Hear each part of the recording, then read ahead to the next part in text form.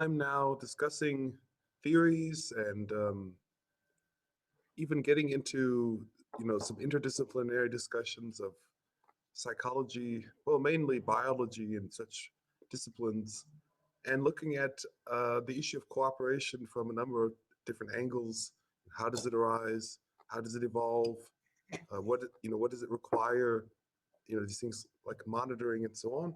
And now today, I wanted to actually start looking.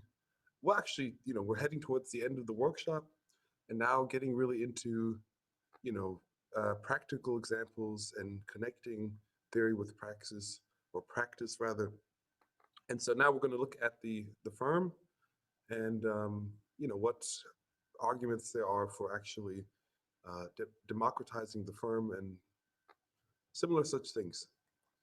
So I wanted to start with an acquaintance of mine, Gregory Dow, who's a professor of economics at the University of Simon Fraser University in British Columbia, and he has spent actually most of his career writing about the related issues of democratic enterprise.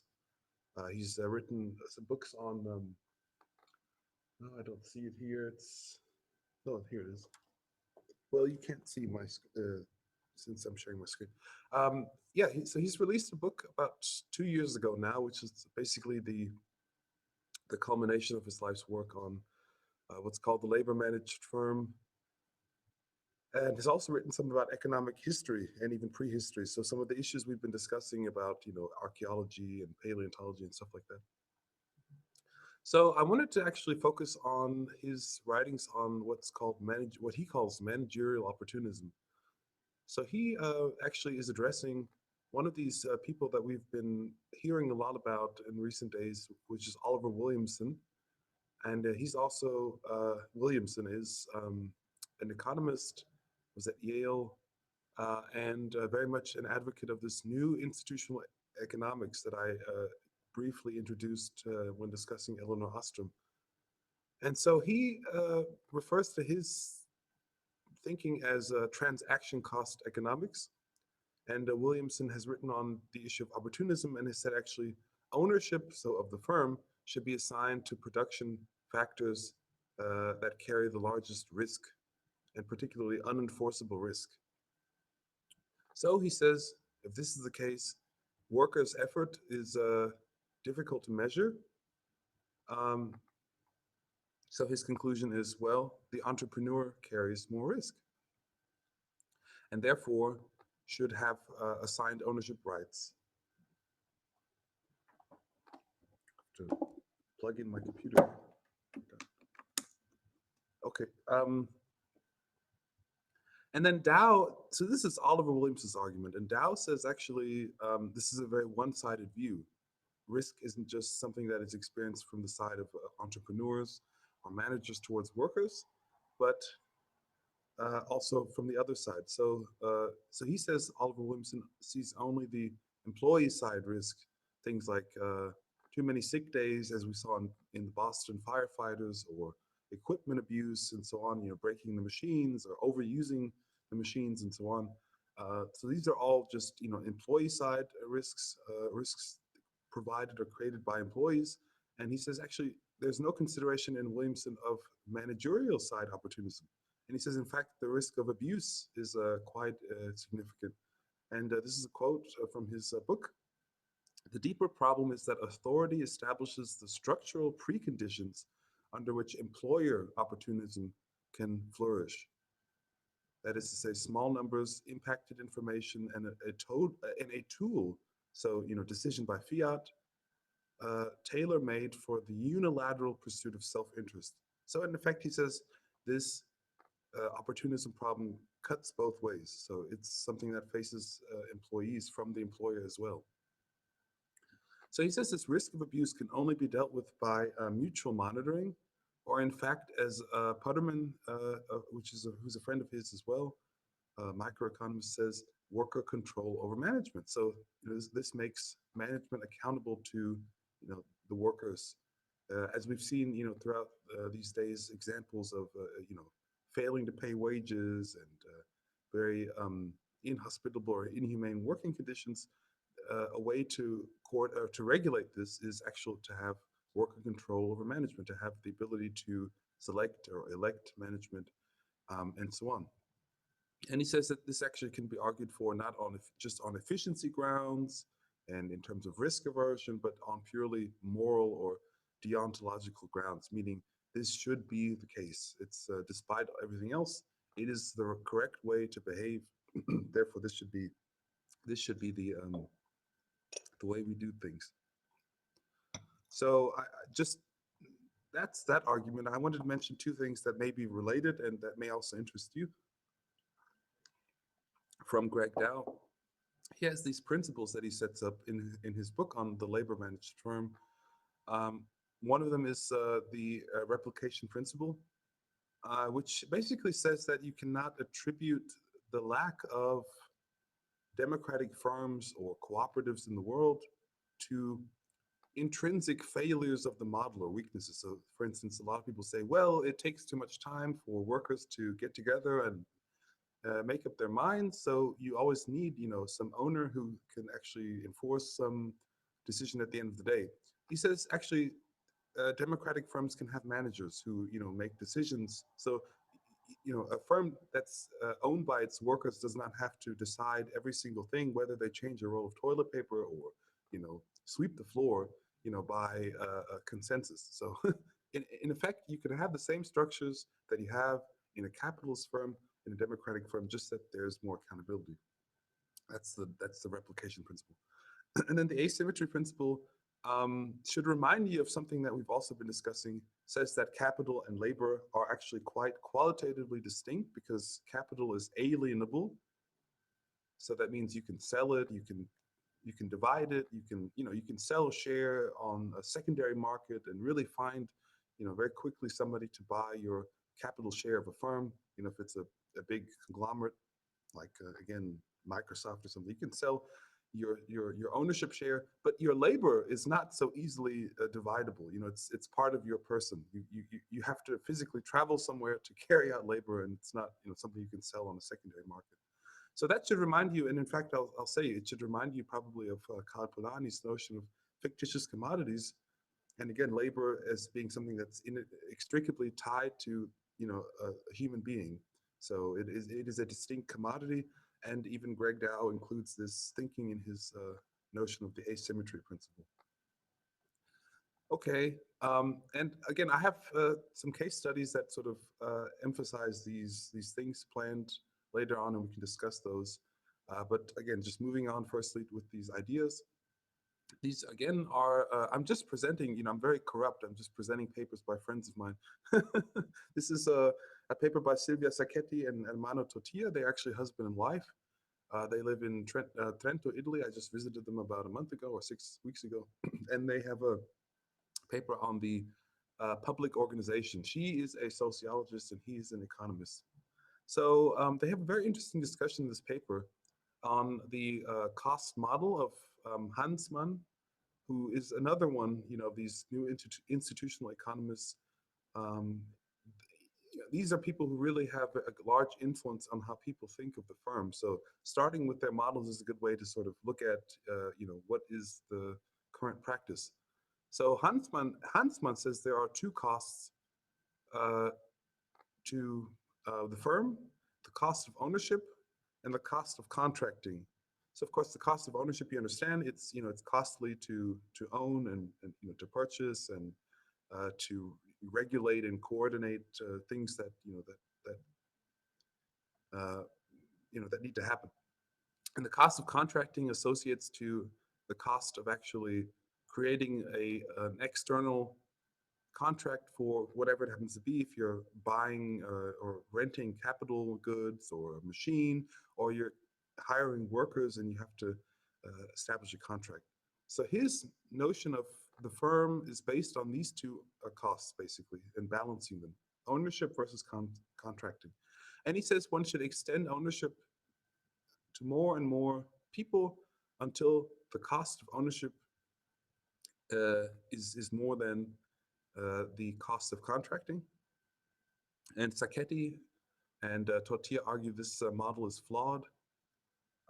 Firstly, because it assumes no market failures, and they said actually multiple market failures are likely, particularly in things like the employment in the job market. It's not a perfect market at all. We found out why. It's a very it's a very volatile market, and labor, of course, is not as mobile as capital. You have to actually physically move somewhere. Things like language and culture matter, so people don't like to move away from home and so on. So the labor market is not at all ideal. And so again, this assumption that you can abstract from these market failures is very unrealistic. And secondly, and this would interest Frederick, and I mentioned this paper to you, I think on the first day when you were talking about nature as a stakeholder, it does not incorporate external costs to non-members. So all of the costs associated with the firm in Hansmann's model are internal costs. So if you have, say, a polluting power plant or factory that's, again, dirtying up a river, destroying the plant and animal life on the river, you're really only considering, again, the cost of ownership of that plant and the cost of contracting of that plant, rather than the cost to the villagers or the people who live around there, or the animals and so on. So actually, they say this amounts to what's called governance failure, where in the end, and this is the only formula we'll have here today, I think, it says that the net value that's appropriated by the class in strategic control, which is this pi, which of course is the traditional representation of profit, is greater actually than the net value produced. And that in turn is less than what is socially desirable. So in fact, this is a very suboptimal outcome where one class, the ownership class, actually has the most value from all of this production or whatever's being produced. And in the end, it's socially suboptimal because actually people desire more of whatever it is that is being produced. So they have what's called the total cost model, where they look at actually not only the costs, but also the benefits to extending membership. And of course, membership for them is the more important category than ownership. If you look back, Hansmann has the cost of ownership, and they switch over to membership, which actually can diverge from ownership. So you can be a member in a firm and have rights to control, and not actually even be an owner.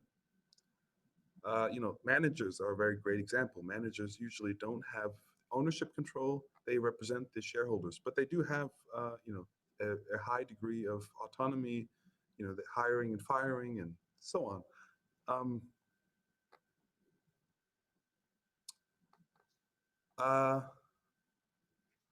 So I'm not sure what firm activity and broad number of constituents. So basically, yeah, that's probably just, I forgot to delete that sentence. So basically, it looks at the benefits of extending membership to a broad number of constituencies. So not only people who are involved directly in production, but you can consider as well members of the community, and again, even natural factors, nature, a river, a city, these types of things. So again, their parameters are the costs of membership and the cost of exclusion. So basically, this is the cost of exclusion means the negative impact of actually excluding a certain member in the control of the firm. So the total cost basically just adds the cost of membership plus the cost of exclusion. And they say actually one should add a new member as long as the cost of membership is less than the cost of exclusion. And they say actually their model is better because it is dynamic. So adding a member actually impacts both costs. So it increases, the cost of membership, and it decreases the cost of exclusion. So it's a question of, to what extent it does each of these things. And yes, within this model, the cost of ownership, does it matter? No. No. Again, they switch from looking at ownership to looking at membership. All right. Yeah. And I mean, membership is a similar idea, but again, it's a similar difference between being a say a property owner, you have a landowner, and a citizen. So as a citizen, you have certain fundamental rights, course, as a landowner, you also have certain rights. They're associated, they're not fundamental, they're associated with owning the land. So again, membership is a more general category than ownership. So again, you can be a member and not be an owner. And you can be an owner and maybe not be a member. I guess that's maybe a more rare situation. So for instance, so I mean, their model is really useful for describing social cooperatives, which we'll discuss in a moment. Um, and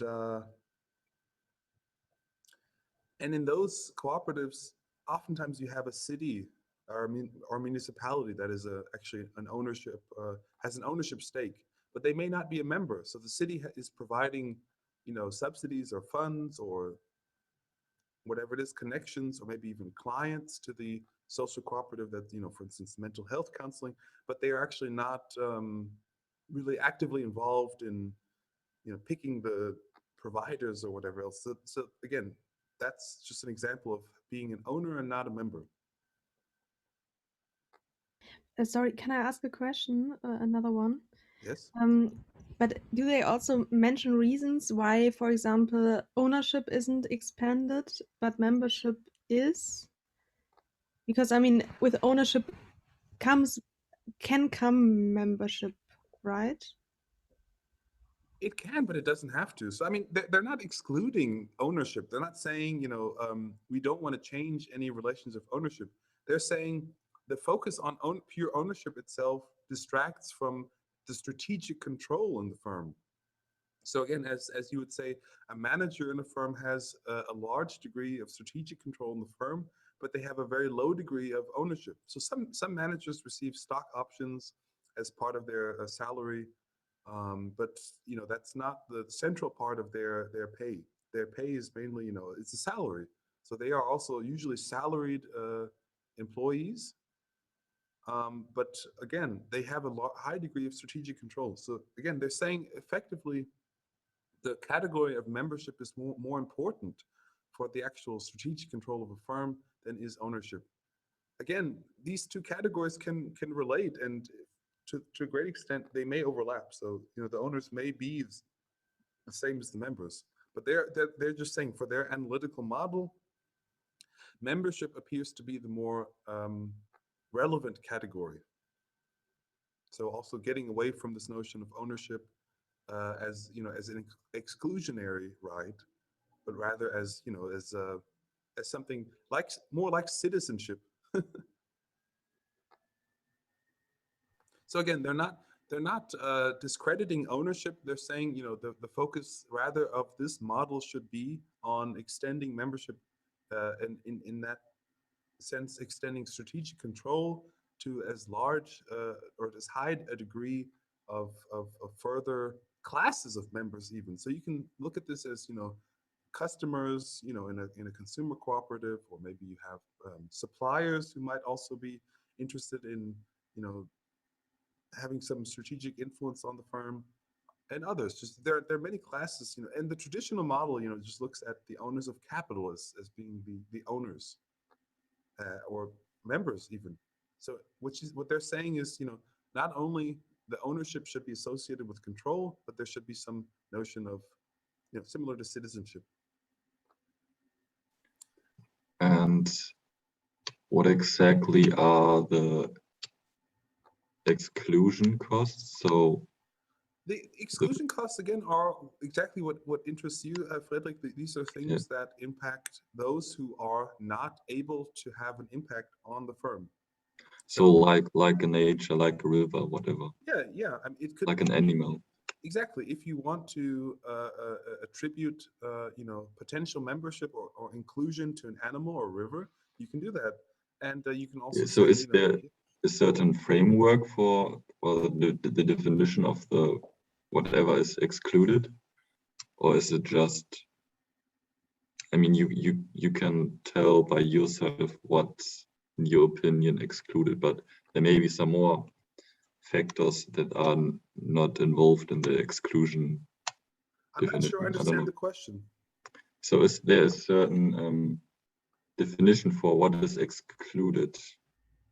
Well, yes, it would be things like the opinions we'll say. I mean, think about this again, like citizenship. And as a citizen, you have rights to, say, elect your leaders. So the cost of exclusion in this case would be the loss or the inability. It's like, you know, you're living in a foreign country and you're just watching a movie, and you're not happy with the political situation, but because you don't have citizenship, you're not able to influence the actual choice of the leaders or the coalition or whatever it is. And similarly, in this case, the exclusion from membership, we're always talking about membership here, actually comes with, so again, it's the reverse side of this coin. They're saying they're actually looking at the benefits of extending membership, but including this as a cost, in the sense that there's a cost of not extending the membership. Does that make sense? So again, all of this is sort of in opposition to Williamson's model, which really is looking only at costs of ownership and costs of contracting. And they're saying, actually, you know, you're forgetting that there actually may be a welfare improvement of including, again, things like factors of nature or municipalities. I mean, think about these typical examples that you see where factories are closed and jobs are transported overseas. So that's exactly a perfect example of this these costs of exclusion. So the workers in the factory that is closed are excluded as members. They are production factors in accordance with standard, you know, neoclassical theory. They're not a member of the firm. They're just a production factor that is contracted to provide labor services to the firm. And when the firm decides we don't need you, or we have cheaper, you know, labor services in India or in Bangladesh, then goodbye. And the idea is that there are costs to not including those workers as members of the firm rather than production factors.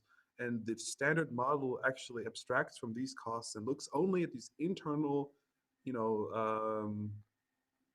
the situation for the very small class of owners, really, of the firm. Did I explain that well, or? Yes, thanks. It's very interesting. Yeah, and as I said, it's a good start, or it's a good model to look at things again, like ecological degradation. It's a very broad model, so you can really interpret it in many ways. You can look at it socially or environmentally and so on. So I think this is the last slide. This is Sam Bowles and Herbert Gintis, The Revenge of Homo economicus, which sounds like a very exciting, sounds like an action movie. And actually, I just wanted to talk about one category from the paper, which is a little bit longer, and there are a few more ideas in it as well. But they talk about what's called contested exchange.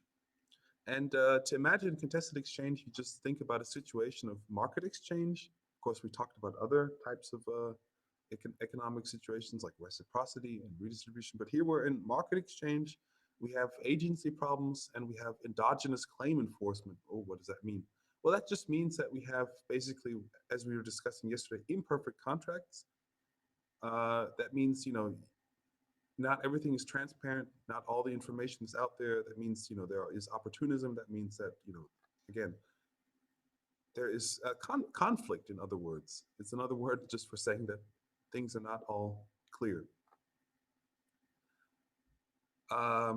So as opposed to exogenous claim enforcement, where there may be, say, some kind of a government bureaucracy that is able to check, you know, that everything is done according to what is in the contract and so on. So that's what's sort of in the background.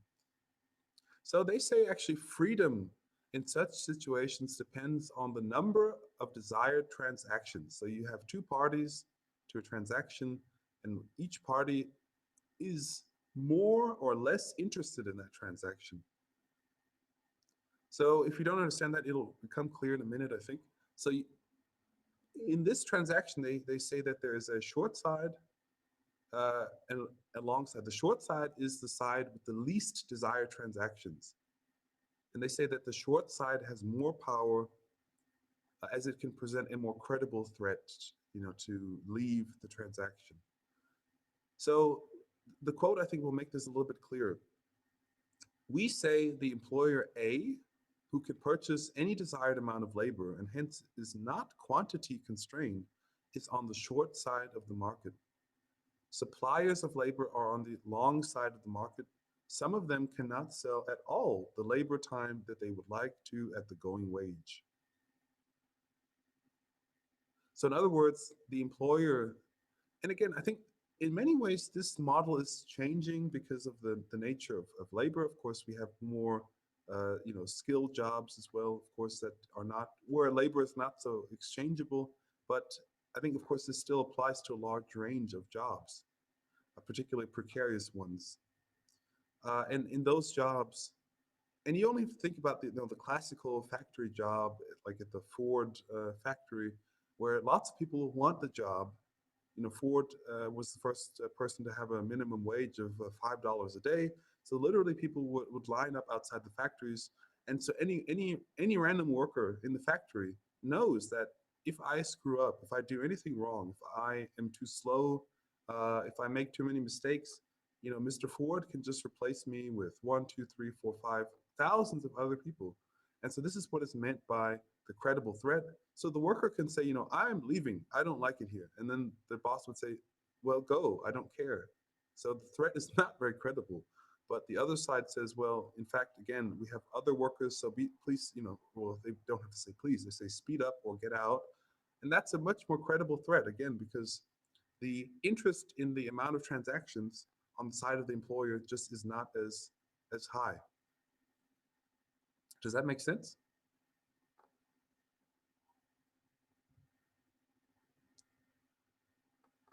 All right. I think, yeah, that's it today. And I had